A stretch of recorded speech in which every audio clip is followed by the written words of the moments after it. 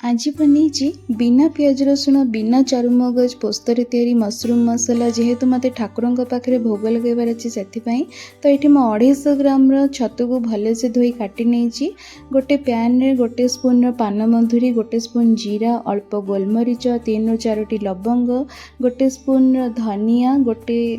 डालचीनी 2टी गुजराती को अल्प time roast करनी या पाउडर बनई देछि से पैन रे पुणी आउ थे गोटे बड़ स्पून बेसन को अल्प टाइम पे भाजी दे अलग रखी देछि कटा छतुरे किछि पाउडर स्पाइसेस जमती ऐड करछि जमती कि हाफ स्पून हल्दी गुंड लंका गुंड लूण रोस्टेड बेसन गोटे कप दही 2 चम्मच होममेड मसाला या ऐड करिकी आमे छतु को भल से मैरिनेट करके रखीदेबा अल्प टाइम पे पैन रे गोटे स्पून घी देकी गोटे तेजपत्र किछि जीरा देबा परे आमे टमाटो बटा को देकी अल्प टाइम पे भाजी नबा तापर सेथरे गोटे हाफ स्पून हल्दी गुंड half spoon Kashmiri red chilli powder add करिकी मैरिनेटेड मशरूम को ऐड करबा